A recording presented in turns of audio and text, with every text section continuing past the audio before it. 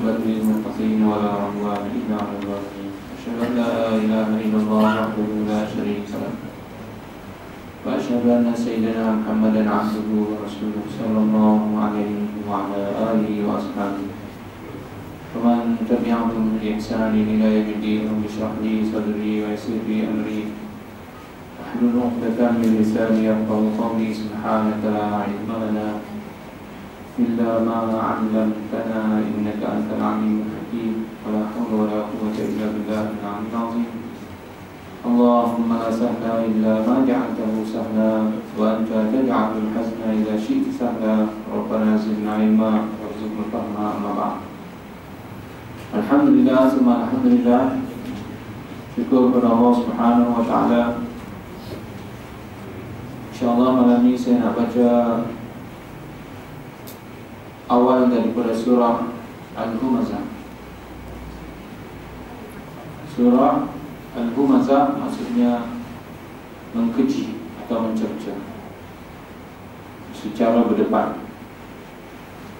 Allah Subhanahu wa taala berfirman, A'udzu billahi minasyaitonir rajim. Bismillahirrahmanirrahim. Wailul likulli humazatin lumazah. Celakalah bagi mereka-mereka yang suka mengkeji secara berdepan atau secara belakang, secara langsung atau tidak langsung. Celaka Allah kata bagi orang-orang begini. Allah Subhanahu wa ta'ala memulakan percakapannya dengan mencerca atau maki begini dengan menggunakan perkataan wail. Wail ini maksudnya celaka, musibah, tabab, atau halak, atau laknat. Maksud lebih kurang tu tak baik, maksudnya celaka. Wail makna tak baik. Wail juga dikatakan satu nama tempat di dalam neraka. Neraka wail. Padahallah tempat itu tempat tak baik. Walaupun dia menjadi ratib kepada satu agama lagi. Wail. Bijak semua setan. Iblis tu bijak semua. Jadi dia bisik perkataan tu, kawan tu pula pergi percaya, dia buat ratib itu. Wail. Maksudnya celaka tu. Makna cukup tak baik, dia buat ratib itu. Tak apa dia. Makna tak baik. Musibah yang. Kenapa Allah Subhanahu wa ta'ala marah sangat sampai memulakan percakapannya dengan maki begitu? Kerana kekasih dia, yakni Nabi kita Muhammad sallallahu alaihi wasallam dimaki, dicerca secara berhadapan dan secara tidak belakang, secara langsung atau secara tidak langsung. Secara langsung datang Nabi dikata depan muka gitu. Anta majnun, kamu gila. Anta sahir, kamu tukang sihir. Dia macam-macam lagi lah depan. Atau secara belakang, yang ni bila Nabi lalu dia buat kat ni. Marilah masuk. Lepas tu tahu boleh.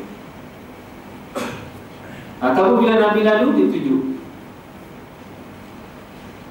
Nak hina lah tu. Tadi kau kata gila, lalu dah. Humazah wal lumazah. Humazah mubasyaratan, lumazah ghairu mubasyir, secara langsung atau tidak langsung, tetapi dengan bawa makna hina, pada isyarat atau pada perkataan yang akhirnya membawa kepada makna hina juga. Seperti orang-orang Yahudi pernah buat cara lumazah ini secara tidak langsung pada bahasa yang mereka kata ra'ina. Satu makna dengan makna baik. Kamu lihatlah kami, jagalah kami. Yang ni kamulah pemimpin kami, ra'ina, orang yang jaga kami. Tiba-tiba orang Yahudi ni dia ada maksud satu lagi, yang pada bahasa boleh jadi maksud kepada satu lagi itu. Dan itulah yang dimaksudkan oleh mereka dengan maksud yang tidak baik, iaitu pengembala kami. Yang biasanya pengembala kepada kambing-kambing kami ni kan orang-orang hina lah, hamba, orang tak cerdik. Jadi bila jumpa Nabi Muhammad, mereka bersebut ra'ina. Lepas tu dia ketawa sama-sama dia. Kebetulan Nabi ada orang yang di kalangan sahabatnya yang dia minta supaya belajar bahasa Yahudi ni. Bila dia dengar rupanya ra'ina tu maksudnya orang yang bodoh dari kalangan kami, diberitahu kepada Nabi. Dan akhirnya Allah pun larang, ya ayyuhalladzina amanu la taqulu ra'ina wa qulu zurna wasma'u.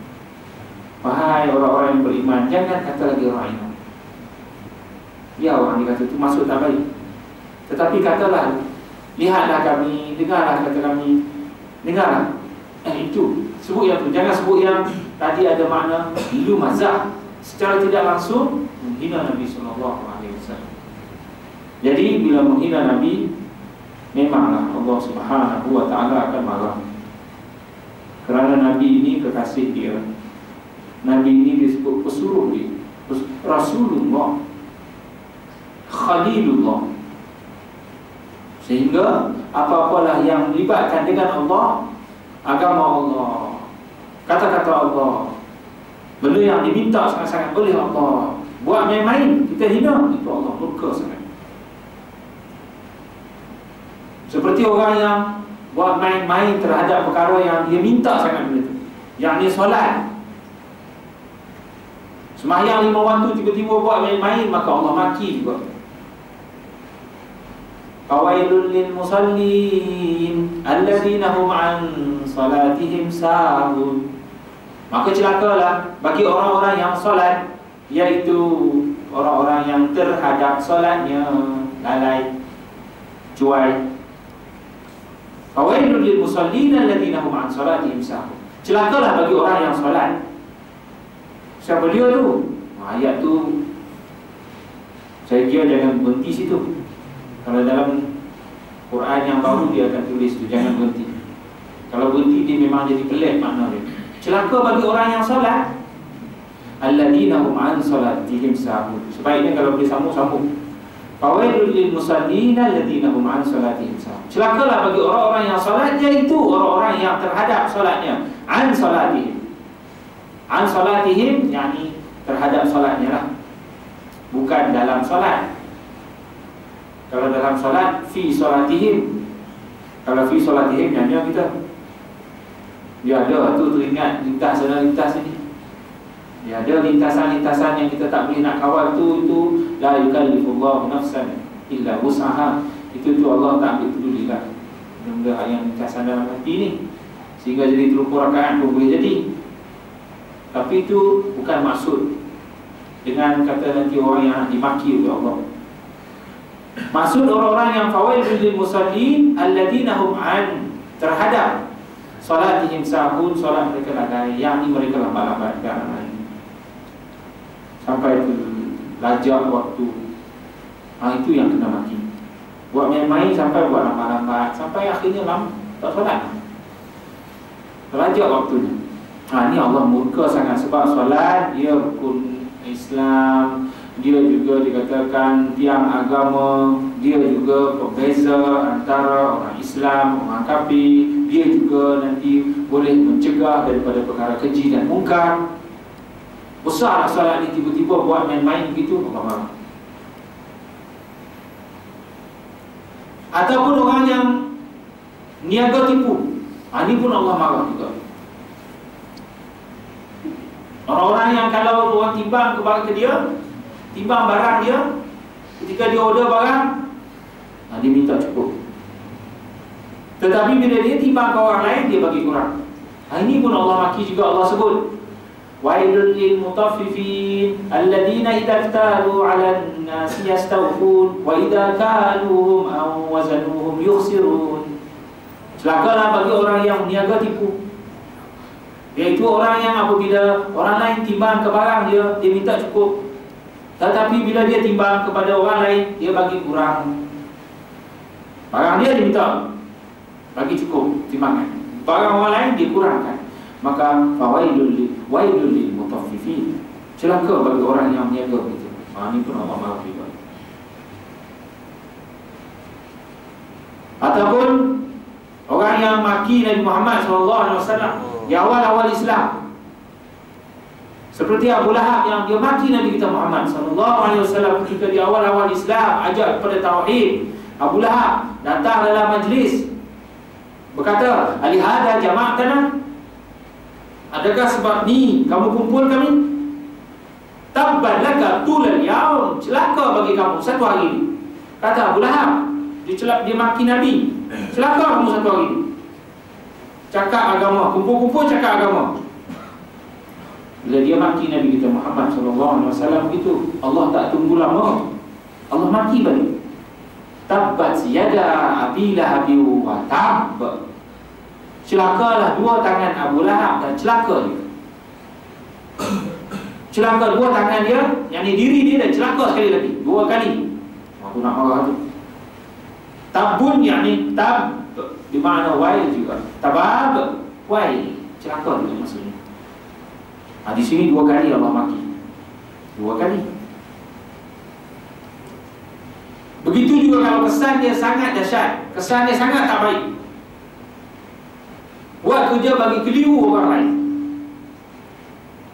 kerja mengelirukan orang lain,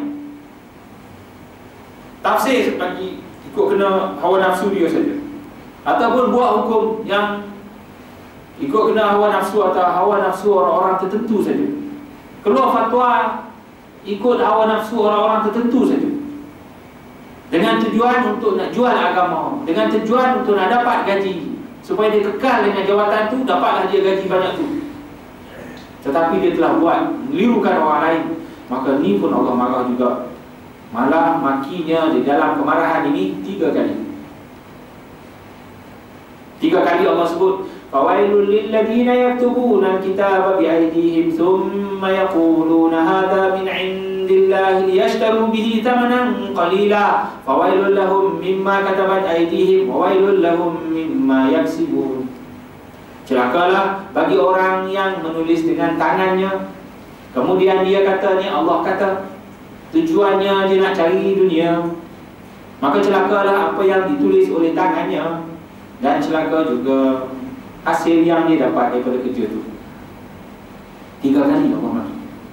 Fawailul lil ladina yaktubuna alkitaba bi aydihim thumma yaquluna hadha min indillahi yashtaru bihi thamanan qalila fawailul lahum mimma katabat aydihim wa wailul lahum mimma yaksibun.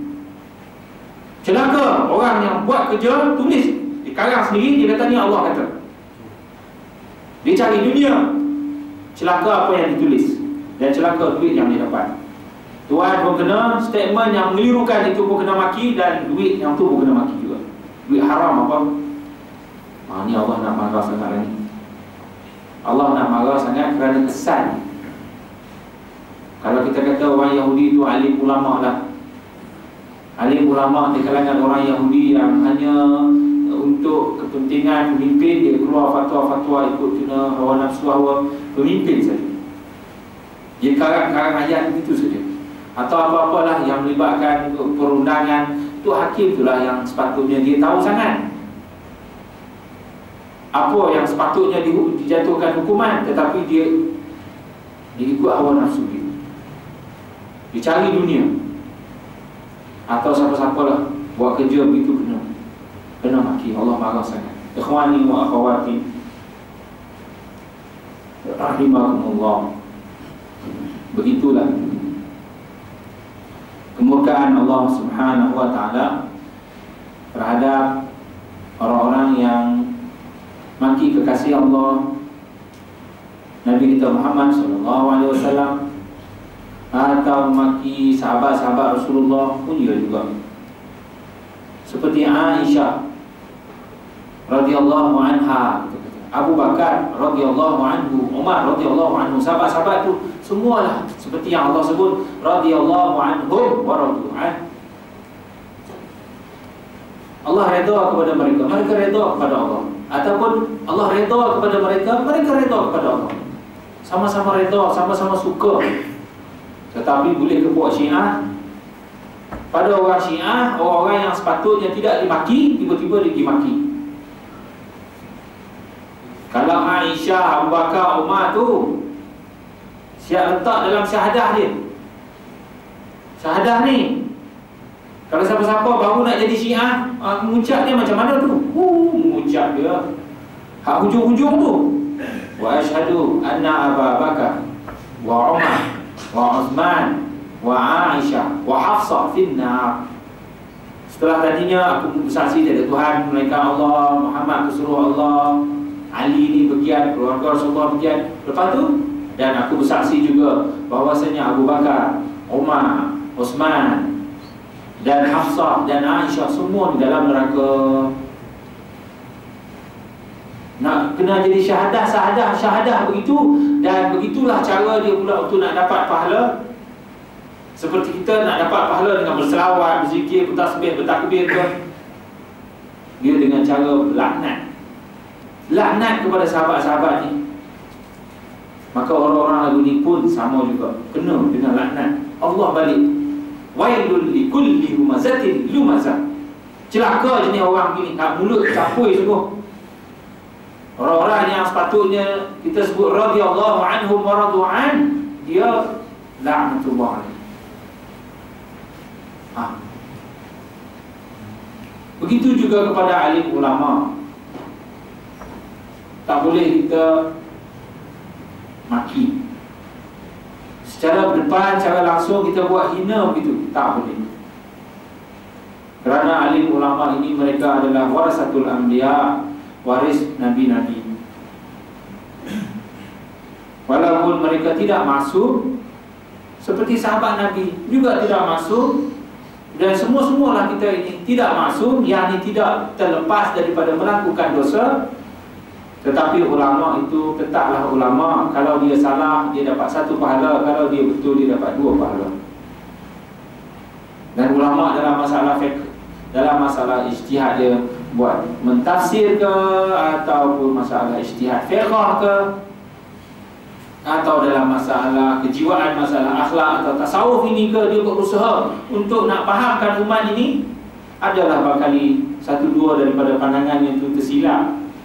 Tetapi dia tetaplah kita kena hormat, tak boleh maki, tak boleh kita jadi hilang hormat kepada alim ulama ni, tak boleh. Tak boleh kita nak, ya Allah, kami mazhab Syafi'i, kami tak nak mazhab Hanafi, ikutkanlah mazhab Hanafi. Jangan begitu. Tak boleh kita buat doa kepada masalah ijtihad fiqh ke, ijtihad politik ke. Ni politik. Masalah fiqh yang Quran jelas-jelas begitu ayatnya pun orang boleh tafsir begitu, tafsir begini, ni jadi mazhab ini, jadi mazhab ni. Politik lagi-lagi lah, benda persepsi saja, sehingga akhirnya kita nak buat doa laknat orang tu, laknat orang ni, kena kalau minta sama-sama amin begitu. Tak boleh. Ini benda politik kau. Tak jelas lagi.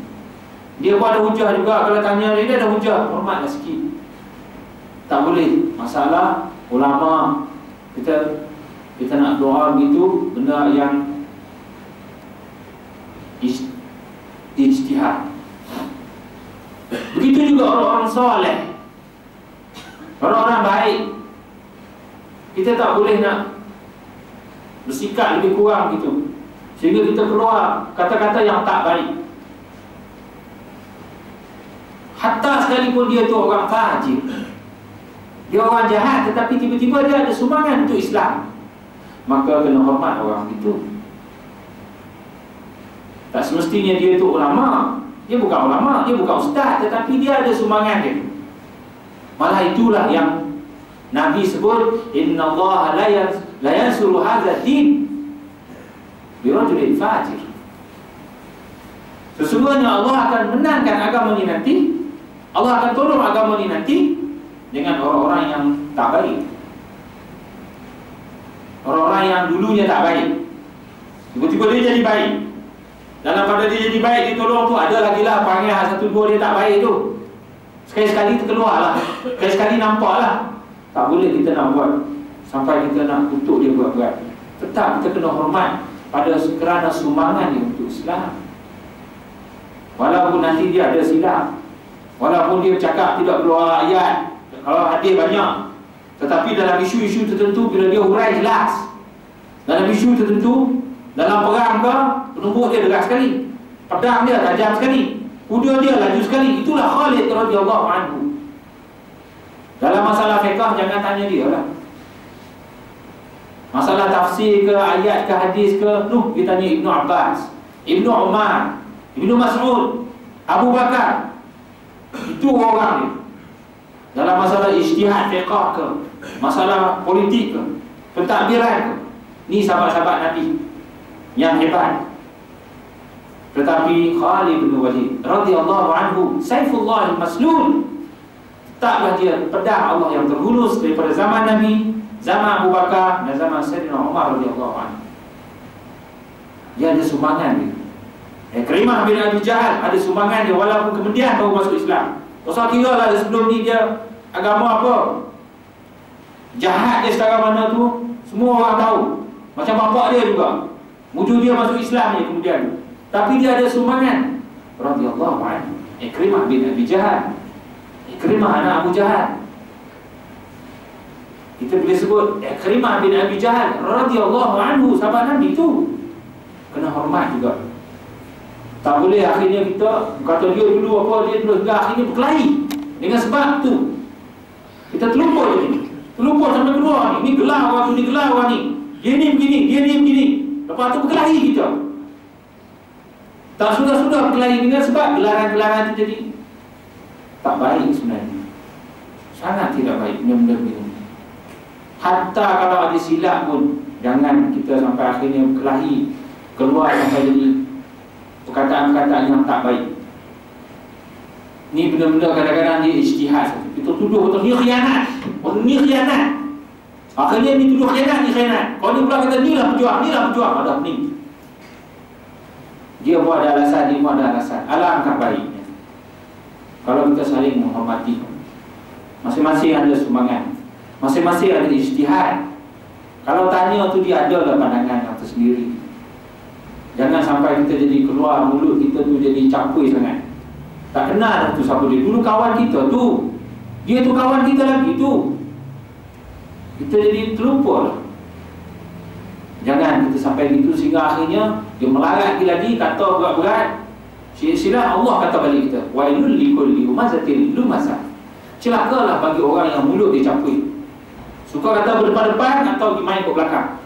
Kalau kita sekarang ni gitu lah, tembak WhatsApp sana, tengok main Facebook sini, sebar begitu tu, sebar begitu gini. Benda tak ada keputusan apa pun lagi. Kita yang main-main begitu. Akhirnya kita jadi masalah besar. Kita jadi masalah besar. Memang musuh pula dia suka main benda-benda begini. Musuh jangankan kita terkena benda-benda begini. Nuh zaman Abu Bakar, zaman Ali dengan Muawiyah, berdamai dah. Berdamai dah. Mari pihak ketiga dia cucuk.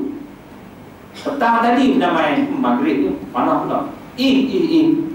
Petang tadi, siang tadi berdamai. Panah lagi, nak lagi ni. Esok ke cerah perang pula. Lagi ramai korban syahid. Walaupun lepas benda tu pakak-pakak menyesal lah, tetapi ambil dah pengajaran. Jangan kita sampai lebih-lebih sangat, sampai akhirnya kita jadi kepada orang-orang yang tak sepatutnya. Kalau kepada yang sepatutnya, memang sekali-sekali kena bagi juga, sekali-sekali kena bagi. Tapi kalau kepada yang tidak sepatutnya, benda yang ada khilaf lagi, benda yang ada ijtihad, saya masukkan tu. Bukan kata nanti orang nak kata kita tak boleh nak balas balik, tak juga. Tapi dia ada, kalau masih lagi kawan kita, masih lagi boleh bincang, masih, kita jangan terlebih. Apatah lagi yang pertama-tama Rasulullah tu memang kita sepatutnya berselawat selalu kepada sahabat radhiyallahu anhum, kepada orang-orang lain ni kita yang dah mati kita sebut rahimahullah, Allah yarhamuhu, rahmatullahi alaihim, almarhum, almarhumah. Begitulah kita sebut. Yang dah mati kita sangka baik. Sehingga orang-orang yang dah mati dari kalangan orang beriman, kita kata Rabbana ighfir lana dzunubana wa li ikhwanina alladhina sabaquna bil iman wa la taj'al fi qulubina ghillan lil ladzina amanu rabbana innaka ra'ufur rahim. Ya Allah, ampunilah dosa kami dan dosa kawan-kawan kami, saudara-saudara kami yang dah mati, yang dahulu. Dan jangan jadi di dalam hati kami ini perasaan dengki terhadap orang-orang yang hidup, perasaan berbulu terhadap orang-orang yang hidup. Jangan. Jadi yang dah mati, yang belum mati, kena ada sangka baik. Ikhwani wa akhwati rahimakumullah. Begitu juga saya nak pesan kepada kita semua, hati-hati juga kepada apa yang berlaku di Iraq dan Syria. Hati-hati juga mulut kita, jangan sampai kita kata berat-berat kepada orang-orang yang sedang berjuang sekarang. Sebab keadaan sekarang dia banyak kelabu. Kita akhirnya kita duduk sini, kita tak tahu keadaan sebenar. Kita pun dikata ke orang tu, kata ke orang ni, dituduh khawarij, ni buat sesat, ini buat karut. Dalam keadaan kita tak tahu keadaan sebenar sebenarnya. Kita takut-takut terkena juga dengan ayat ini. Hati-hati dengan apa yang berlaku di Syria dan di Iraq sekarang. Keadaan dia masih lagi sama-sama. Dengar daripada orang yang berjuang, walaupun dia ada IC, kemudian ada yang sebelum tu macam-macam. Dia macam ada clash. Tetapi bila kita tanya, dengar pemimpin betul-betul, kami minta maaf, ni tak jalan lagi, ni kita sedang berusaha. Dia ada juga usaha nak bincang. Dia ada clash juga tu, tapi dia ada usaha untuk nak menyatukan tu. Lepas tu kita pergi tengok video-video yang kata bunuh tu bunuh. Kita pun buat keputusan dengan kata berat-berat kepada orang-orang ni. Kita hukum tu, kata ni tak betul, ni. Sedangkan baru-baru ni rupa-rupanya Hollywood yang buat filem tu. Ketahuan rupanya Hollywood yang buat filem tu, yang melampau-lampau tu. Dah kita dah kenal tadi ya.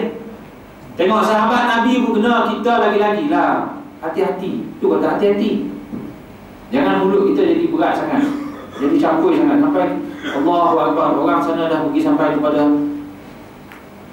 dia berkorban untuk nyawa ni. Kita pun berkorban juga untuk harta. Alhamdulillah lah, sama-sama. Ada orang sana yang dah berjuang sampai kepada nyawa dia berkorban. Berjuang sungguh dia lawan kerajaan yang zalim sebelum ni, kuncu-kuncuan mereka sebelum ni. Lawan sungguh dia.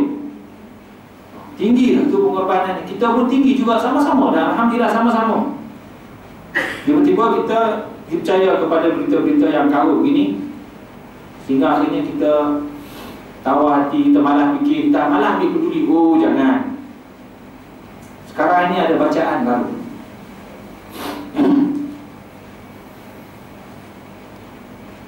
Qiraah jadidah.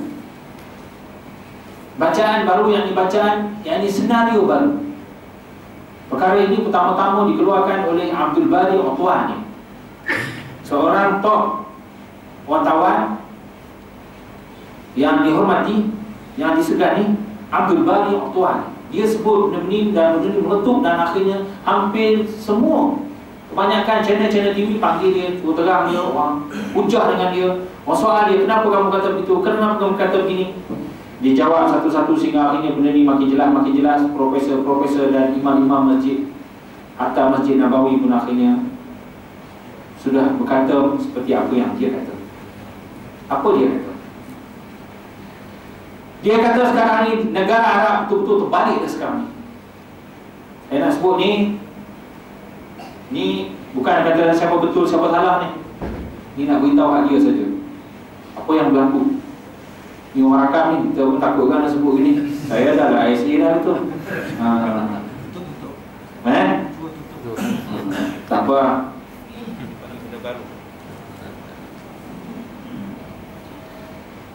Di negara Arab sekarang ni sebenarnya sudah berlaku benda yang tak pernah berlaku sebelum, iaitu Sebelum ni semua kita tahu Saudi tak belakang ni dengan Iran. Negara-negara Teluk Arab yang lain tu, Qatar, Bahrain, Mesir lah, apa-apa itulah, semua isytihar perang dengan Israel. Itu semua kita tahu. Dan secara tidak langsung sebelum ni Saudi, Qatar bantu orang-orang yang berjuang di Syria, di Iraq, khususnya di Syria, sampai di Masjidil Haram. Nama Bashar Assad tu, Imam Masjidil Haram tu, Allahumma khudhum akhda azizil muqtadir, Allahumma farij jam'ahum wa syaddid kalimatahum. Doa dalam depan Kaabah, imam-imam di sana sebut sampai di depan Kaabah, Masjid Nabawi, minta supaya kerajaan Bashar Assad ni jatuh. Orang yang berjuang tu dibantu oleh Allah Subhanahu wa ta'ala di Saudi ni. 3 tahun sebelum ni begitulah berlakunya. Tetapi sekarang dah tak begitu. Sekarang ni Saudi dengan negara-negara Teluk yang lain, negara-negara Arab yang lain tu, termasuk Iran dan juga Israel, dinaungi oleh Amerika, bersatu untuk lawan orang-orang yang berjuang di Syria dan di Iraq. Siapa-siapa lagi seperti di Saudi yang sebelum ni digalak sangat supaya pergi, sekarang ni siapa nak pergi? 15 tahun kena penjara, hukuman berat. Dan dia sudah pecat orang yang di kalangan kaki tangan kerajaan dia, tentera ke polisnya yang dengan tak setuju polisi ni. Apa dia terbalik begini ni? Ada yang kena tangkap, dia kena pecat. Dan penasihat-penasihat yang bagi semangat supaya berjuang kita, kena akta hasutan ke apa, tak tahu sana, kena pangkat habis. Tak dibenarkan lagi berucap yang nadanya untuk Bashar Assad. Sebaliknya nada yang sekarang ini dibawa oleh Saudi ke Qatar, ke Bahrain, ke mana-mana negara Arab, wajib mempertahankan Bashar Assad. Begitu dah pula. Ni yang berlaku ni, betul-betul punya pelik. Sehingga kajian demi kajian dibuat. Kenapa jadi begitu? Kerana keamanan Israel sudah terancam. Itu sebenarnya. Kenapa jadi begini? Kerana keamanan Israel sudah terancam, sudah tidak aman lagi sebenarnya. Kerana dia tak sangka orang-orang yang dia bagi semangat berjuang dan bagilah keuangan apa sebelum ni, dia bersatu sungguh-sungguh, dan Allah nak atur lagu mana tak tahulah. Seperti kalau kita kata Nabi Musa dulu hidup di istana Firaun, boleh jadi macam sekarang ni macam mana? Dia jadi begitu. Orang-orang yang berjuang sudah nak berang di Israel tu, sampai dia sudah minta kepada orang Malaysia, tentera Malaysia yang ada di Bukit Golan, di Beirut atau di Lebanon itu. Kami tahu bahawa di situ ada tentera Malaysia juga, tentera pengaman tu yang di bawah UN tu, minta kalau boleh orang Malaysia khususnya jangan bertempur dengan kami. Kalau Syiah yang hadap kami tu, kami memang hadap Syiah, memang kami akan serah semua, kami sanggup hadap. Tetapi orang Malaysia yang cari makan ada UN tu, kalau boleh jangan bertempur lah, sebab kami tahu orang Malaysia ni baik dia. Duduk juga situ kerana cari makan, jadi kalau boleh jangan. Jadi sudah sampai begitu. Itu antara puncanya hingga akhirnya terdesak sungguh ni. Akhirnya Saudi, Iran, negara-negara Arab lain, Israel sekali. Patutlah kita kata masa Gaza perang baru ni, siapa pun tak bantu. Memang siapa pun tak bantu. Yang dia boleh dapat balik hak dia. Laut tu diluaskan sikit, tanah tu dapatlah sikit, kepungan tu itu kerana hasil usaha perang di sini. Mesir tutup rapat itu. Dan siapa pun negara Arab yang tak bantu sebelum itu, melainkan dia usaha sendiri. Bumi dia kecil kan, begitu saja. Dia korek tanah bawah tu kan, bumi Allah luas lagi, bumi bawah. Dia buat kerja sungguh-sungguh. Tapi usaha dia sendiri, negara Arab tak bantu. Jadi rupa-rupanya apa? Inilah senario yang baru. Apa kita nak kata tak tahulah.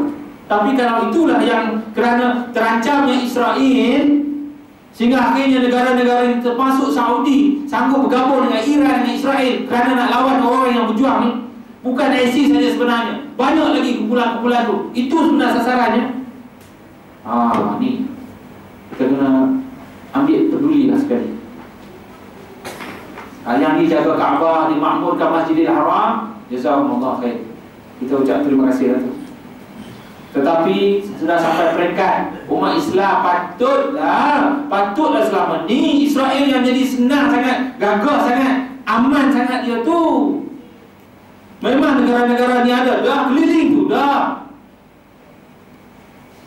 Rupa-rupanya ni bila terancam sikit baru nampak. Bahkan itu yang kali Allah nak tunjuk. Barangkali kita terasa begitu dah pula sekarang. Siapa dia sebenarnya ni? Ini senario baru. Dan saya kata kena ambil peduli betul-betul kerana ni cerita Syria. Seperti yang saya sebut dah dulu ni cerita kalau tidak di Syria, di Syam itu memang tempat akan berlaku tanda-tanda besar, tanda-tanda kiamat yang besar akan berlaku di situ. Nabi Isa turun situ. Kalau kita tak nak terima cerita Imam Mahdi pun kerana dia masih khilaf lagi, tapi Nabi Isa yang Quran sebut itu tak ada khilaf tu, dia akan turun di Syam. Tempat yang David, hadis riwayat Muslim di Syam. Semua berlaku di Syam. Sekarang ni di Syam. Separuh Syam dan separuh Iraq sudah dikuasai oleh orang-orang yang berjuang. Bukan Syiah, alhamdulillah, bukan Amerika, bukan yang tunduk kepada pemerintah-pemerintah. Ini tersendiri sebenarnya. Tersendiri. Yang kita harap moga-moga inilah yang bukan kata yang sebenarnya menjaga keamanan Israel. Kita harap kali ini kalau betul-betul berlaku ni, dia sebenarnya yang akan menghancurkan Israel. Kerana dunia ni yang jadi tak aman, kita perang sana sini ni, Yahudi boleh menguasai sana sini ni. Kerana kerana wujudnya Israel. Kalau Israel dia tenang, dia apa? Kita memang berlari. So kalau kita bersatu, bergabung, insya-Allah Israel akan jadi sakit, insya-Allah. Jadi itu senario yang baru. Jadi kena ambil tahu semua-semualah. Dan jangan kita tersalah juga cakap. Dan kalau pun ada tersilap, seperti adalah orang disebut, orang kami dia kumpulan banyak. Ada yang semangat, ada yang terlajak, ada yang pun kita tak boleh nak terlajak juga. Seperti Khalid bin Walid radhiyallahu anhu, dalam satu peperangan dia ada buat benda yang tak patut dibuat. Yang ni dia bunuh orang-orang yang tak sepatutnya dibunuh. Bila diberitahu kepada Nabi pun kata, Allahumma abra'u mimma fa'ala Khalid. Ya Allah, aku berlepas diri daripada apa yang dilakukan oleh Khalid. Rasulullah pun angkat tangan, tak nak bertanggungjawab kerana Khalid telah bunuh orang-orang yang tak sepatutnya dibunuh. Tetapi Khalid tetap Khalid. Habis tadi dia bunuh. Inilah, kalau orang buat kerja, dia adalah silap. Dia panggil dalam perang ni pula lagi. Benda-benda begini kadang-kadang tak sempat nak kawan. Khalid pula tengah perang, lalu depan dia tebas ya. Silap, lalu depan dia tengah perang ni. Dan juga dia tebas, matilah orang tu. Diberitahu kepada Rasulullah pun rasa macam kesan. Dan Rasulullah tak bertanggungjawab. Aku berlepas diri daripada apa yang dilakukan oleh Khalid. Tetapi tetaplah dia Saifullahil Maslul, pedang Allah yang terhunus. Zaman Rasulullah, di zaman Abu Bakar, di zaman Osman, apa yang saya nak beritahu bahawa ada barangkali silap-silap itu. Dalam kerja seperti kita bekerja, adalah silap, tetapi jangan kita terlajak-lajak. Macam tadilah sama-sama kita, adalah silap. Jangan kita terlajak-lajak sampai kita dimaki, keluar perkataan-perkataan yang tak baik. Di sana pun di mana-mana begitulah, adalah silap. Jangan kita terlajak-lajak mulut kita, sehingga kita jadi nak kelahi juga tak sudah-sudah.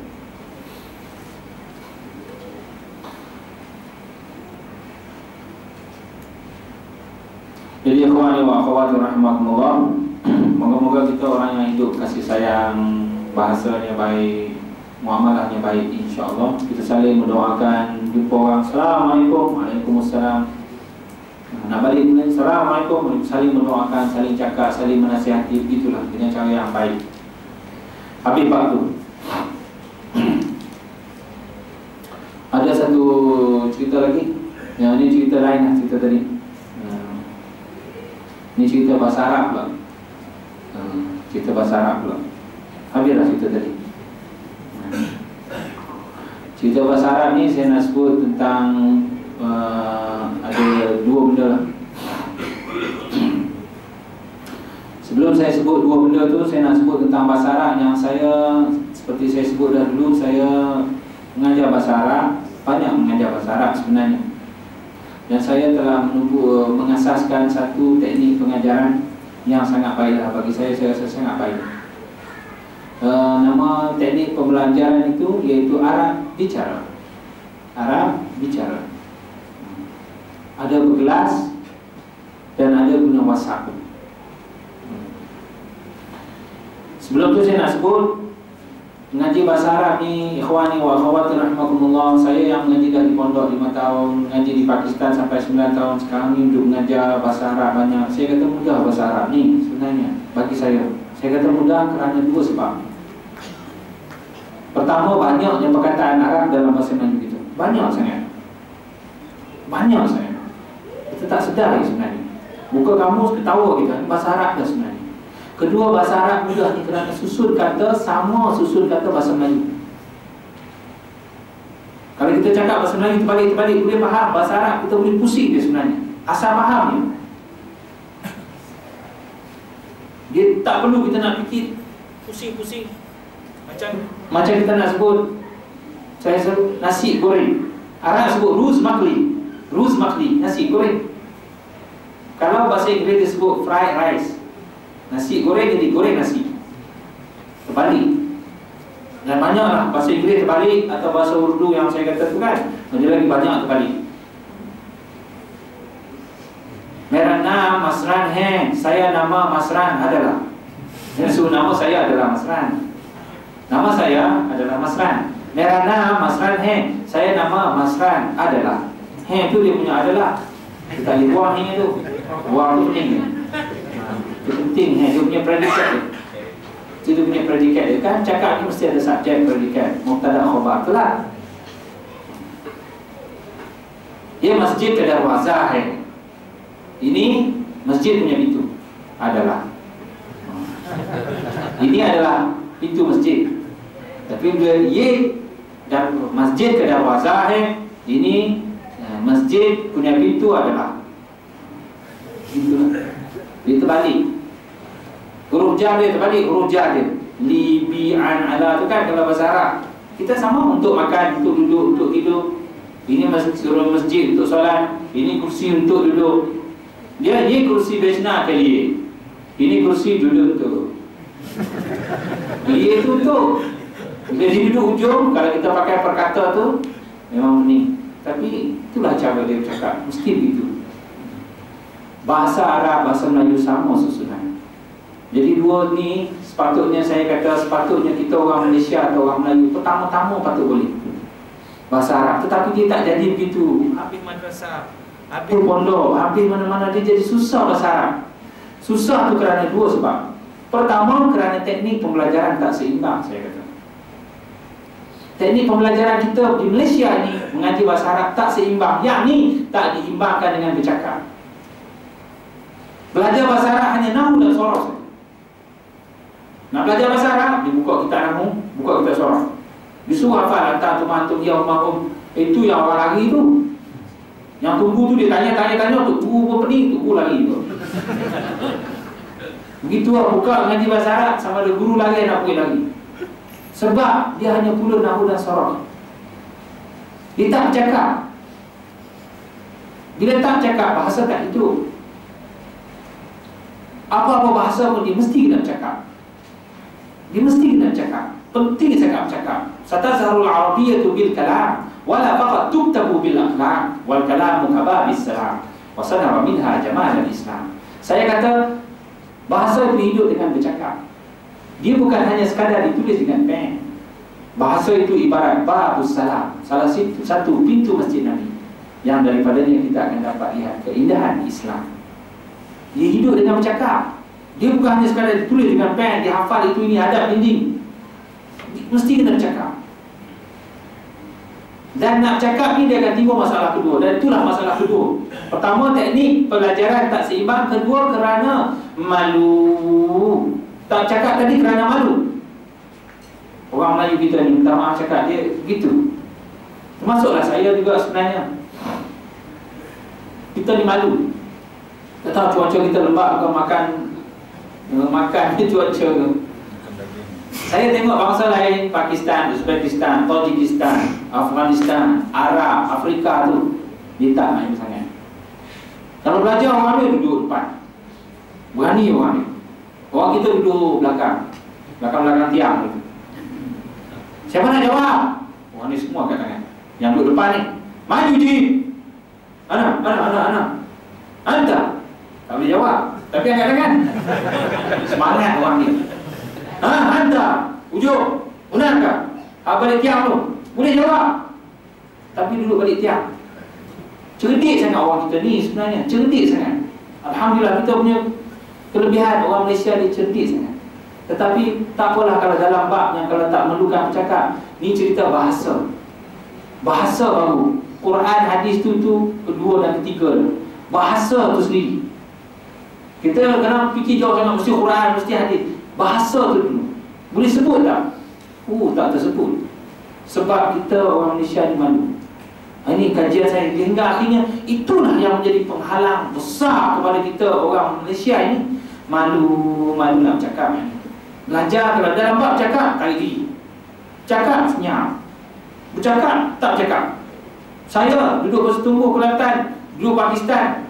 Sampai akhirnya di Kelantan, di pondok tu, hafal kitab tu semua hafal. Di Pakistan, tangan terima sinjil ni, nombor 3 daripada 70 orang. Dapat nombor 3. Nombor 1 nak tunggu jadi Khalid. Nombor 2 Afghan, nombor 3 saya. Tapi saya tak boleh bersarap. Ketika itu hanya Allah saja tahu betapa sedihnya saya. Malam-malam juga dalam gelap nangis seorang. Bilalah aku nak boleh bersarap. Memang sebab saya tak cakap. Itu puncanya. Saya boleh bahasa Arab masa main bola. Main bola dengan Afrika, dengan Arab masa 94 kan, World Cup yang Brazil menang tahun tu. Main bola, main bola. Masa nak ke bola, aqini qura, khuz qura, bagi aku bola. Bila sebut perkataan tu orang pasti bola. Baru terasa bahasa ni bila kita sebut orang faham dah, orang ikutlah apa-apa, orang pasti bola ke apa ke. Baru terasa bahasa tu hidup. Jujur saya cakap, saya bahasa hidup di dalam padang bola. Habis sebelum ni saya hanya guru kakak tua saja. Saya kerana kuat hafalan, lepas isyak tidur dah. Pukul 12 bangun. Baca kopi pekat-pekat. Besok pukul 8 tu tak tidur dah sampai pukul 8. Jawab besok cepat, ingat lagi ni. Dulu lah, mumtaz. Tetapi saya itu guru kakak tua saja. Bila bercakap, baru itu. Sebelum ni tak bercakap. Malu tu tadi. Ada orang yang suka bagi salam Afrika. Assalamualaikum. Assalamualaikum. Assalamualaikum. Kaifa haluka? Kaifa haluka? Apa khabar? Kaifa haluka? Lari gitu. Besok nak selisih dengan dia, kona siap-siap dah. Dia ni nanti nak bagi salam, nak tanya apa khabar. Tu je. Tapi oleh kerana tadi Melayu. Dan kebetulan kalau betul nak cakap Arab ni, dia ada angin. Dia ada bau dia. Mata dia pun Assalamualaikum. Dia mata tengok kita. Dia jenis bangsa Badui atau jenis orang yang berterus terang. Arab dia tak ada simpan hati. Dia kalau cakap mesti mata dia begitu. Kita kalau tak terhadap mata dia tu, memang dia tak buat kawan tu. Dia tak tegur dah kita. Dia tak akan nak kawan, nak sembang dengan kita. Jadi banyak benda yang nak tembus. Memang kita tak macam dia. Orang dia mata jalan. Kita orang Melayu jalan sereng. Pakai selipar. Kalau jalan sereng. Tu orang Melayu tu. Dia dah pakai selipar. Bunyi jalan tu mulai dah. Orang ni berjalan juga ke. Jadi macam mana nak tembus tu? Memang sehingga akhirnya dia jadi kebanyakannya kita malu. Kerana dia memang payah nak tembus tu.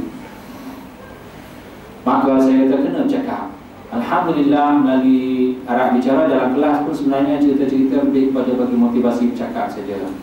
Adalah cerita-cerita yang senang ataupun dalam WhatsApp, alhamdulillah dengan cerita-cerita yang senang saja. Saya selalu sebut belajar jangan banyak perkataan. Jangan banyak perkataan. Cukup sedikit tetapi mesti hidup.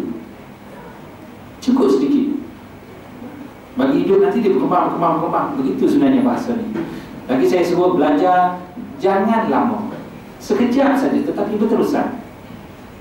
Saya sebut lagi belajar jangan menghafal. Dengar dan ajuk-ajuk saja mula. Tak perlu tulis, tak perlu mesti jawi ke apa, tak perlu. Kedengar saya yang belajar tu Hindu buat, Hindu, bukan